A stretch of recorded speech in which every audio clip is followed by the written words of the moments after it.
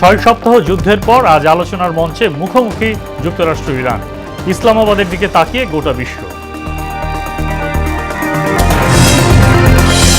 সংসদে ফের ওয়াকআউট বিরোধী দলের। জুলাই গণ অভ্যুত্থান স্মৃতি জাদুঘর সহ 26 বিল পাস। 15 এপ্রিল পর্যন্ত অধিবেশন মুলতবি। সংরক্ষিত নারী আসনে যোগ্যদের মনোনয়ন দেবে বিএনপি। ফর্ম বিতরণ শুরু। শেরপুর 3 ও বগুড়া 6 আসনে নির্বাচন বাতিলের দাবি জামায়াতের। এবং হামে গেল 24 ঘন্টায় আরও 4 শিশুর মৃত্যু। অভিভাবকদের আরও সচেতন হওয়ার পরামর্শ চিকিৎসকদের।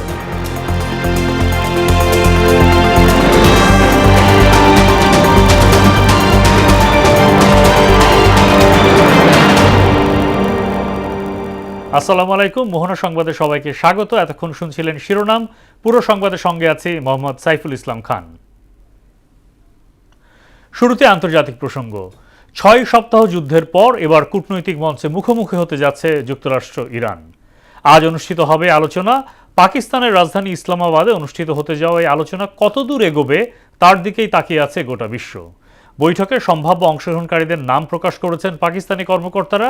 ঐশী আলমের ডেস্ক রিপোর্ট।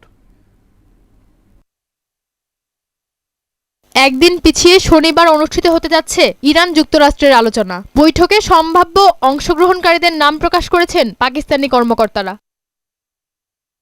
আল জাজিরার তথ্য অনুযায়ী মধ্যস্থতাকারী পাকিস্তানের পক্ষ থেকে দেশটির প্রধানমন্ত্রী শেহবাজ শরীফ, সেনাপ্রধান ফিল্ড মার্শাল আসিম মুনির, উপপ্রধানমন্ত্রী ও পররাষ্ট্রমন্ত্রী ইসহাকদার, জাতীয় নিরাপত্তা উপদেষ্টা এবং দেশটির প্রধান গোয়েন্দা সংস্থার প্রধান লেফটেন্যান্ট জেনারেল আসিম মালিক প্রতিনিধিত্ব করতে পারেন। যুক্তরাষ্ট্রের প্রতিনিধি দলের নেতৃত্ব দিতে পারেন দেশটির ভাইস প্রেসিডেন্ট জেডি ভ্যান্স। এছাড়া প্রতিনিধি দলে থাকতে পারেন হোয়াইট হাউসের বিশেষ দূত স্টিভ উইটকফ ও প্রেসিডেন্ট ট্রাম্পের সাবেক জ্যেষ্ঠ উপদেষ্টা জ্যাশেড কুশনার। বৈঠকে ইরানের আলোচক দলের নেতৃত্ব দেবেন দেশটির পার্লামেন্ট স্পিকার মোহাম্মদ বাঘের গালিবাফ। এছাড়া প্রতিনিধি দলে দেশটির পররাষ্ট্রমন্ত্রী আব্বাস আরাকচি ও উপপররাষ্ট্রমন্ত্রী মাজিদ তাখত রাভানচি উপস্থিত থাকবেন। যুদ্ধবিরতির মধ্যেই নতুন সীমা নির্ধারণ করে তেহরান জানিয়েছে প্রতিদিন সর্বোচ্চ 15টির বেশি জাহাজ এই সমুদ্রপথ দিয়ে চলাচল করতে পারবে না। ইসলামাবাদে আসন্ন যুক্তরাষ্ট্র ইরান বৈঠকের আগে এই সিদ্ধান্ত বৈশ্বিক জ্বালানি সরবরাহ ও বাণিজ্য পরিস্থিতিতে নতুন করে অনিশ্চয়তা তৈরি করছে। নিজের সামাজিক যোগাযোগ মাধ্যমে দেয়া এক পোস্টে ট্রাম্প বলেন, হরমুজ প্রণালী দিয়ে যাতায়াতকারী ট্যাঙ্কার থেকে যদি ইরান ফি নিয়ে থাকে তবে তা এখনই বন্ধ করা উচিত। ঐশী আলম, মোহনা সংবাদ। আপত্তি সত্ত্বেও বিল পাশ করায় সংসদ বর্জন করেছে বিরোধী দল। শুক্রবার রাতে জুলাই গণ অভ্যুত্থান স্মৃতি জাদুঘর বিল পাশের পর বিরোধী দলীয় নেতা ঘোষণা দিয়ে ওয়াকআউট করেন। ঘটনাবহুল দিনে পাশ হয় 26 বিল। এর আগে অধিবেশনের শুরুতে 300 বিধিতে বক্তব্য রাখেন অর্থমন্ত্রী আমির খসরু মাহমুদ চৌধুরী। এ সময় তিনি জানান, জ্বালানি খাতে অতিরিক্ত 36,000 কোটি টাকা ভর্তুকি দিতে হতে পারে। মনিরুল ইসলামের প্রতিবেদন। সরকার আর্থিক খাতের সুশাসন। সংসদ অধিবেশনের 13তম দিন ছিল ঘটনাবহুল। এদিন পাশ হয় জুলাই গণ অভ্যুত্থান স্মৃতি জাদুঘর সহ 26 বিল, যা দ্বিতীয় সর্বোচ্চ। কিন্তু বিপত্তি বাধে বিরোধী দলের আপত্তি নিয়ে। প্রধান বিরোধী দলীয় নেতার অভিযোগ, এ বিলটি পাশের পর তাদের মতামত আমলে নেওয়া হয়নি। অধিকতর যাচাই বাছাই করে আগামীতে আরো সুন্দর বিল আনবেন, কিন্তু ওনারাই আবার বলছেন যে আজকে রাত্রে 12টায় টাইম শেষ। তার মানে টাইম শেষ হওয়ার সাথে সাথে সব ল্যাপসেস অটোমেটিক্যালি শেষ, এগুলার আর কোনো কার্যকারিতা থাকছে না। আর এসব কারণেই সংসদ থেকে ওয়াকআউটের ঘোষণা দিয়ে বের হয়ে যান বিরোধী দলের সদস্যরা। তখন সভাপতিত্ব করছিলেন স্পিকার হাফিজউদ্দিন আহমেদ। এ নিয়ে প্রথম অধিবেশনে 4 বার সংসদ বর্জন করেন তারা। আজকের মতো দুঃখ নিয়ে আমরা ওয়াকআউট করছি। আসসালামু আলাইকুম। যদিও বিরোধী দলকে নানান যুক্তিতর্ক তুলে ধরে বোঝানোর চেষ্টা করেন স্বরাষ্ট্রমন্ত্রী, আইনমন্ত্রী, এমনকি খোদ স্পিকারও। তারপরও মন গলেনি প্রধান বিরোধী দলের। আপনার প্রধান প্রশ্ন ছিল যে এই বিলগুলা যেগুলা উঠেনি এই অধিবেশনে, সেগুলার ফেট কি হবে, সেটা বিরোধী দল ট্রেজারি বেঞ্চ থেকে বলা হয়েছে প্রত্যেকটা বিল আনা হবে আগামী অধিবেশনে। এক একটা বিলের মধ্যে এমনও আছে 3টা-4টা অর্ডিন্যান্স ইনক্লুডেড আছে। ফলে 133টার যদি হিসাব করা হয়, এই 91টার মধ্যে ওই 16টা বাদ দিয়ে সবগুলো ইনক্লুডেড। মাননীয় স্পিকার, পলিটিক্যাল গভর্নমেন্ট এস্টাবলিশ করার জন্যই তো আমরা ছাত্র গণ অভ্যুত্থান করেছি, ভোটের অধিকার প্রতিষ্ঠা করেছি। এখন পলিটিক্যাল গভর্নমেন্টের যদি নিয়ন্ত্রণ মন্ত্রণালয়ের অধিদপ্তর এবং সংস্থার মধ্যে না থাকে, তাহলে নিয়ন্ত্রণটা করবে কে? অধিবেশনের শুরুতেই অর্থমন্ত্রী তুলে ধরেন আওয়ামী সরকারের দুর্বৃত্তায়নের কথা। বলেন এসব চ্যালেঞ্জ কাটিয়ে দেশের অর্থনীতিকে শক্তিশালী করা হবে। 2034 সালের মধ্যে বাংলাদেশকে $1 ট্রিলিয়ন অর্থনীতিতে উন্নীতকরণের কাজ চলছে মাননীয় স্পিকার। চলমান প্রকল্পগুলোকে পর্যালোচনা করে জনগুরুত্বহীন বহুদিন ধরে চলমান অর্থায়ন বিবর্জিত জম্বি প্রকল্প চিহ্নিত করে বাতিলের উদ্যোগ গ্রহণ করা হয়েছে মাননীয় স্পিকার। 13তম দিনে জুলাই গণঅভ্যুত্থান স্মৃতি জাদুঘর, সেন্ট্রাল বিশ্ববিদ্যালয় অধ্যাদেশ, গ্রামীণ ব্যাংক আইন সংশোধন এবং সাইবার সুরক্ষা সহ মোট 26টি বিল পাশ করা হয়। আগামী 15 এপ্রিল পর্যন্ত প্রথম অধিবেশন মুলতবি ঘোষণা করেন স্পিকার। আগামী 15 এপ্রিল 2026 2রা বৈশাখ 1433 রোজ বুধবার সকাল 11টা পর্যন্ত মুলতবি করা হলো। মনিরুল ইসলাম, মোহনা সংবাদ, ঢাকা। যোগ্যতা ও সক্ষমতাকে প্রাধান্য দিয়ে ত্রয়োদশ জাতীয় সংসদ নির্বাচনে সংরক্ষিত নারী আসনে মনোনয়ন দেয়া হবে বলে জানিয়েছেন প্রধানমন্ত্রীর রাজনৈতিক উপদেষ্টা ও বিএনপির সিনিয়র যুগ্ম মহাসচিব রুহুল কবির রিজভী। শুক্রবার সকালে নয়াপল্টনে বিএনপির কেন্দ্রীয় কার্যালয়ে ফর্ম বিতরণ ও উদ্বোধন অনুষ্ঠানে একথা জানান তিনি। এ সময় তিনি আরও বলেন, আওয়ামী লীগ শাসনামলে যারা নির্যাতন ও নিপীড়নের শিকার হয়েছেন তাদের মধ্য থেকে সংরক্ষিত নারী আসনের প্রার্থী বেছে নেওয়া হবে। আরও জানাচ্ছেন তরিকুল ইসলাম। ত্রয়োদশ জাতীয় সংসদের সংরক্ষিত আসনে প্রার্থী বাছাইয়ের আনুষ্ঠানিক কার্যক্রম শুরু করেছে বাংলাদেশ জাতীয়তাবাদী দল বিএনপি। সকালে নয়াপল্টনে দলটির কেন্দ্রীয় কার্যালয়ে মনোনয়ন ফর্ম বিক্রি ও জমা গ্রহণ কার্যক্রমের উদ্বোধন করা হয়। উদ্বোধনী অনুষ্ঠানে প্রধানমন্ত্রীর রাজনৈতিক উপদেষ্টা ও বিএনপির সিনিয়র যুগ্ম মহাসচিব রুহুল কবির রিজভী বলেন, দলের সিদ্ধান্ত অনুযায়ী এবার সংরক্ষিত নারী আসনে মনোনয়ন অগ্রাধিকার পাবেন আওয়ামী লীগ সরকারের সময়ে নির্যাতন ও নিপীড়নের শিকার নারী নেত্রীরা। আপনাদের দক্ষতা এবং পার্লামেন্টে কথা বলার যে যোগ্যতা এবং অন্যান্য সমস্ত যোগ্যতা থাকা দরকার সবগুলো বিবেচনা করেই মানে দলের নীতি নির্ধারণী ফোরাম বা বোর্ড যেটাই বলি আমরা, তারা সিদ্ধান্ত নেবেন। তিনি আরো জানান, প্রার্থী নির্বাচনে গুরুত্ব পাবে জুলাই আন্দোলনের ভূমিকা, শিক্ষাগত যোগ্যতা, রাজনৈতিক অভিজ্ঞতা এবং জাতীয় সংসদে কার্যকরভাবে বক্তব্য উপস্থাপনের সক্ষমতা। আমি পেলাম না ও পেল বলে এক ধরনের মানে পরিবেশ তৈরি করা, বিশ্রী পরিবেশ তৈরি করা, এইটা করা যাবে না। দলীয় সিদ্ধান্ত আপনারা সবাই মান্য করবেন। মনোনয়ন ফর্ম সংরক্ষণ করতে আসা নারী নেত্রীরা বলেন, দেশনায়ক প্রধানমন্ত্রী তারেক রহমানের সিদ্ধান্ত মেনে নেবেন তারা। ত্যাগী, নিবেদিত, আন্দোলন সংগ্রাম, হামলা মামলায় নির্যাতিত সেই সমস্ত নারীদেরকে এখানে বেছে নেবে, মূল্যায়ন করবে। আমরা আমাদের দলের মানে ভালো আশা করি, এটাই আমার কামনা।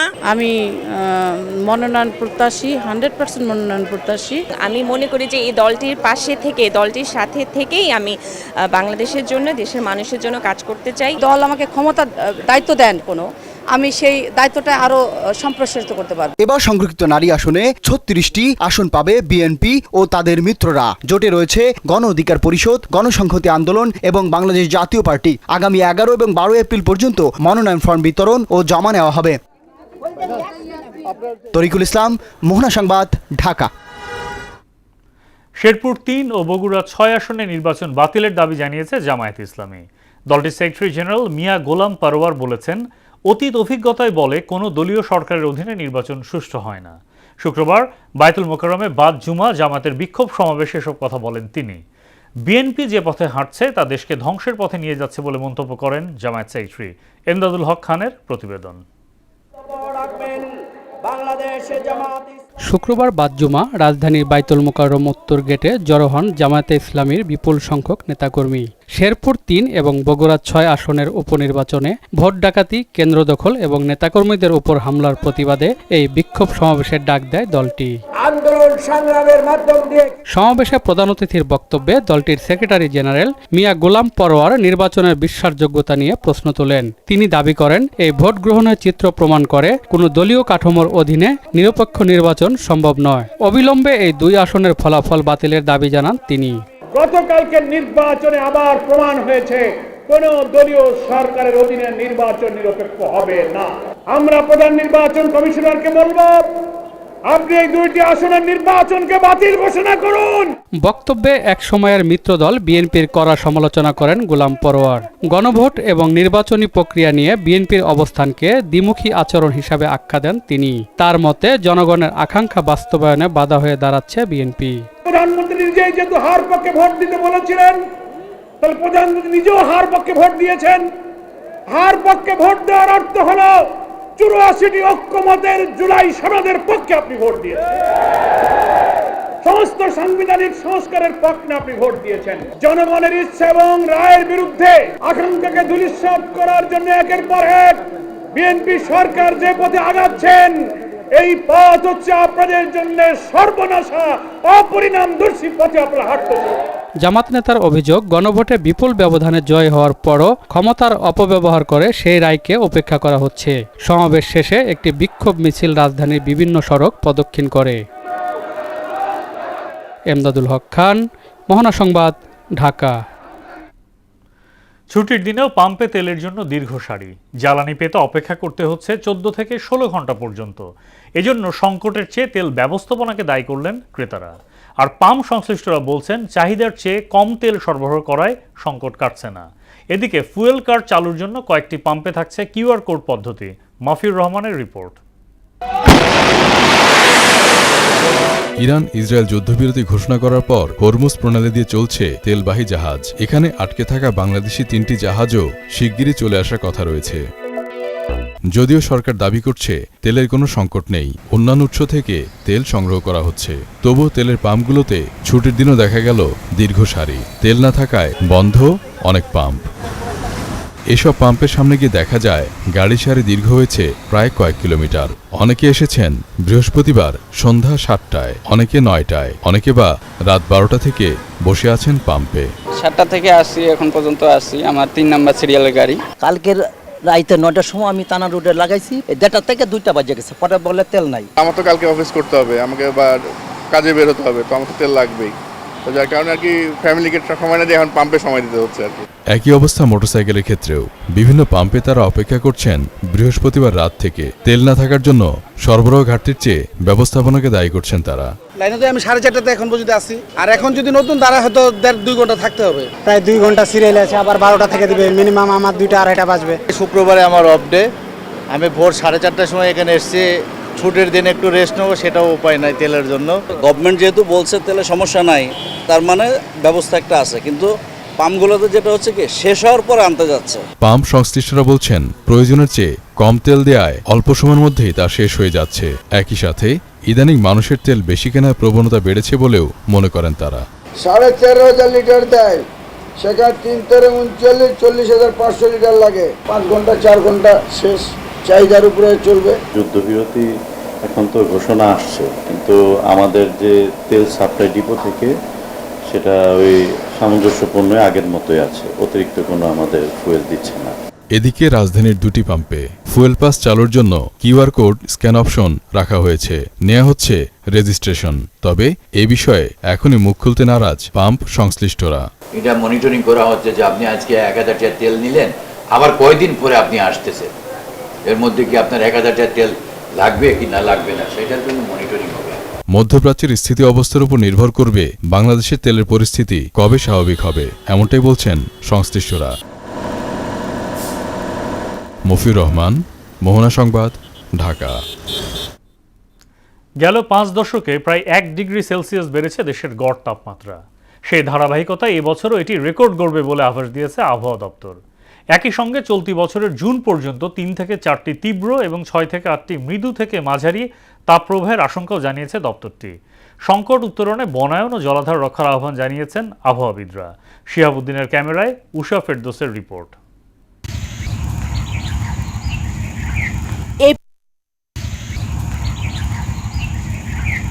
এপ্রিল দেশের সবচেয়ে উষ্ণতম মাস। এ মাসে গড় তাপমাত্রা থাকে 33.2 ডিগ্রি সেলসিয়াস। তবে গত কয়েক বছরের ধারাবাহিকতায় এবারের তাপমাত্রাও রেকর্ড ছাড়িয়ে যেতে পারে, এমন পূর্বাভাস দিয়েছেন আবহাওয়াবিদরা। বিশ্ব স্বাস্থ্য সংস্থার এক প্রতিবেদনে বলা হয়েছে 2030 সালে এই তাপপ্রবাহ উল্লেখযোগ্য হারে বাড়বে।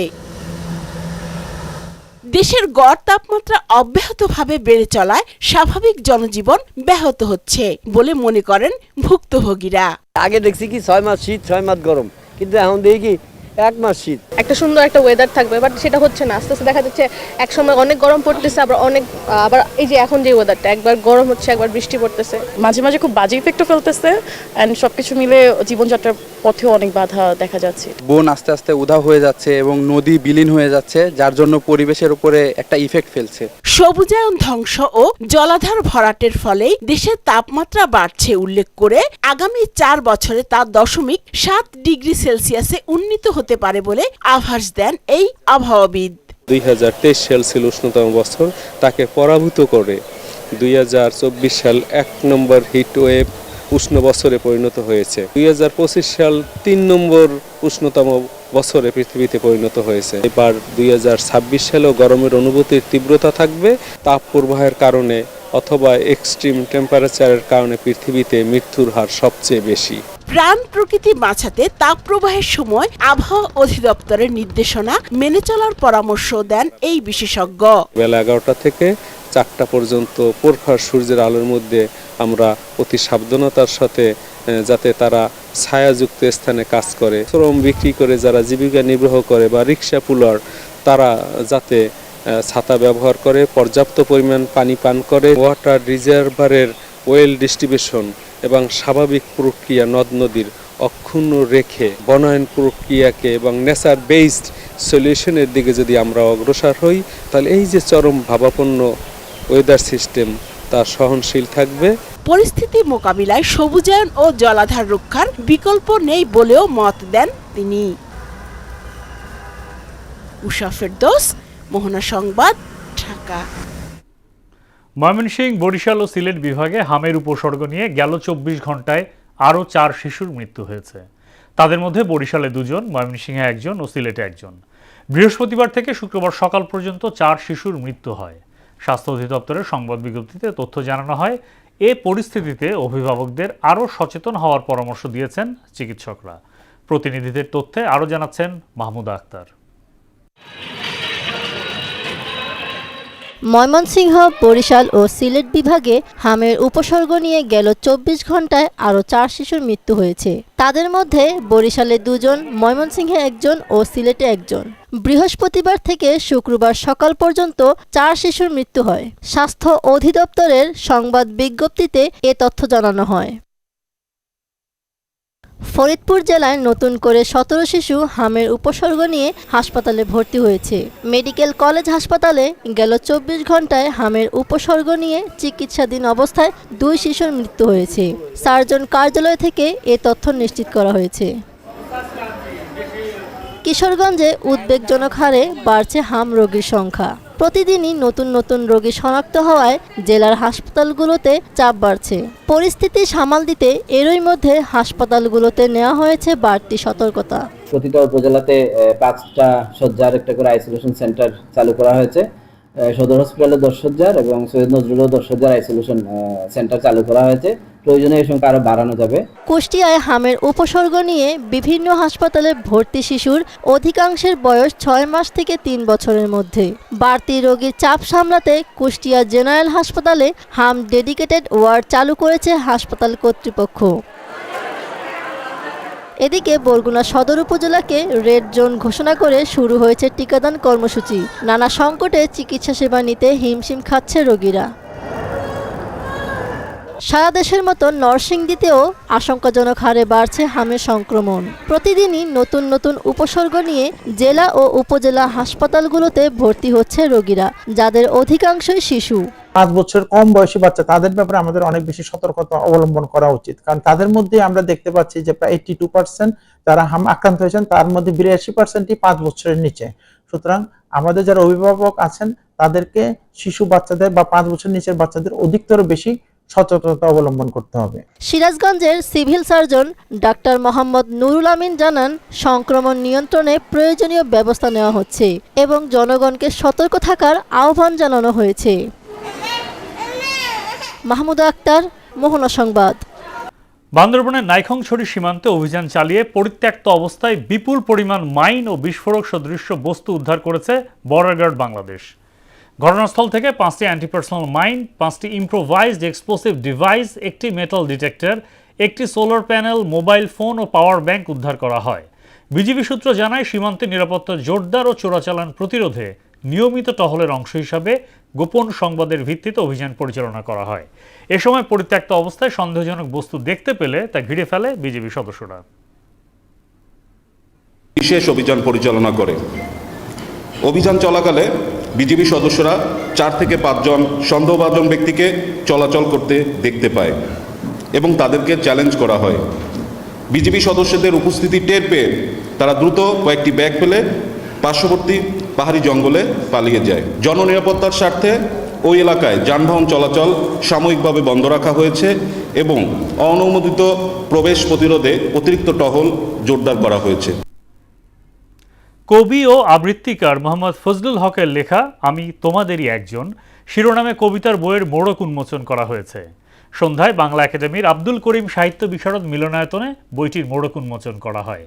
অনুষ্ঠানে প্রধান অতিথি হিসেবে ছিলেন 21 পদকপ্রাপ্ত আবৃত্তিকার শিমুল মুস্তফা।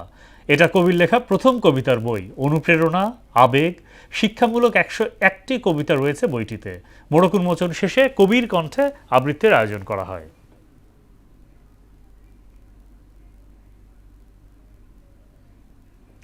ফরিদপুরে ফ্যামিলি কার্ড করে দেওয়ার কথা বলে এক বিধবা নারীকে ধর্ষণের অভিযোগে দায়ের করা মামলার প্রধান আসামি সুজন শেখকে রাজধানীর হাজারীবাগ এলাকা থেকে র্যাব 10 গ্রেফতার করেছে। শুক্রবার বিকেলে অভিযান চালিয়ে তাকে গ্রেফতার করা হয়। এ ব্যাপারে এক সংবাদ বিজ্ঞপ্তিতে সংস্থাটি জানায়, গত 2 এপ্রিল সকাল 9টার দিকে সুজন শেখ ফ্যামিলি কার্ড করে দেওয়ার প্রলোভন দেখিয়ে ভিকটিমকে তার বাড়ি থেকে ফরিদপুর শহরের গোয়ালচামট এলাকার পুরাতন বাসস্ট্যান্ড সংলগ্ন একটি আবাসিক হোটেলে নিয়ে ধর্ষণ করে। নওগাঁয় প্রকাশ্য দিবালোকে কেডির মোড় পাঠশালা স্টাডি কেয়ার একাডেমি কোচিং সেন্টারের সামনে থেকে 5ম শ্রেণীর এক স্কুল শিক্ষার্থীকে অপহরণের চেষ্টা চালিয়েছে দুর্বৃত্তরা। পরে স্কুল শিক্ষার্থী পালিয়ে একটি বাড়িতে আশ্রয় নিলে অপহরণের হাত থেকে রক্ষা পায়। এই ঘটনায় শিক্ষার্থীর বাবা নওগাঁ সদর মডেল থানায় 2-3 জন অজ্ঞাতনামা দুর্বৃত্তদের নামে একটি অভিযোগ দায়ের করেন। এই বিষয়টি নিশ্চিত করে নওগাঁ সদর মডেল থানার officer incharge OC Lutfar Rahman জানান, অভিযোগের ভিত্তিতে বিষয়টি খতিয়ে দেখা হচ্ছে। আমাকে কিডন্যাপ করেছিল, আমি ভয় পালাই আসছি, কোন থেকে আমি পাঠশালা কোচিং সেন্টার। সেই সুযোগ পেয়ে আমি দুইটা হাতে নিয়ে আমি দৌড় দিয়ে উনি দৌড়ানোর পরে আমি একটা বাড়ি গেট খোলাবে বাড়ির মধ্যে যে আগুনের মধ্যে বসেছিলাম, ওখান থেকে পরে আমি বাড়িওয়ালাদেরকে বলে বাবাকে ফোন দিয়ে উনি ফোন দিয়ে বলে আপনার নাম কি, আপনার মেয়ের নাম কি, জিজ্ঞাসা করবো আপনার মেয়ের সম্বন্ধে কিডন্যাপ হতে লাগছিল, আপনার মেয়ে পালায় আসে, আমার বাড়ি আশ্রয় নিচ্ছে, আপনার মেয়ে নিরাপদে এবং ভালো আছে। ক্রিকেট। টেস্ট ক্রিকেট থেকে সরে দাঁড়ানোর ইঙ্গিত দিয়েছেন আফগানিস্তানের তারকা স্পিনার রশিদ খান। শারীরিক সমস্যা, অতিরিক্ত খেলার চাপের কারণেই এমন সিদ্ধান্ত নিতে যাচ্ছেন বলে জানিয়েছেন তিনি। সম্প্রতি পিঠের অস্ত্রোপচারের পর চিকিৎসকদের পরামর্শে লাল বলের ক্রিকেট থেকে দূরে থাকার কথা জানান রশিদ। তিনি বলেন, টেস্ট ক্রিকেটে দীর্ঘ সময় বোলিং করা তার শরীরের জন্য ঝুঁকিপূর্ণ হয়ে উঠেছে। 2017 সালে টেস্ট স্ট্যাটাস পাওয়ার পর আফগানিস্তানের হয়ে এখন পর্যন্ত 6টি টেস্টে অংশ নিয়েছেন তিনি। শেষ করব মোহনা সংবাদ, যাবার আগে শিরোনামগুলো আরও একবার।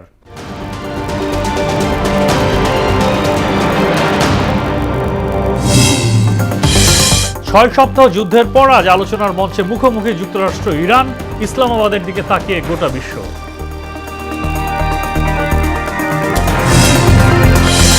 সংসদে ফের ওয়াকআউট বিরোধী দলের, জুলাই গণ অভ্যুত্থান স্মৃতি জাদুঘর সহ 26 বিল পাশ, 15 এপ্রিল পর্যন্ত অধিবেশন মুলতবি।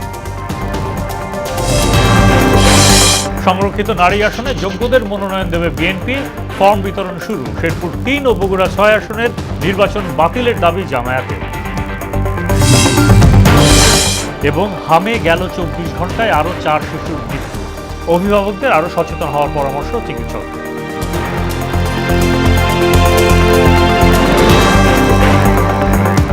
এই ছিল মোহনা সংবাদে। মোহনার সবশেষ খবর জানতে ভিজিট করুন www.mohana.tv। সংবাদ দেখতে পারেন ফেসবুক, ইউটিউবেও। এতক্ষণ সঙ্গে থাকার জন্য ধন্যবাদ।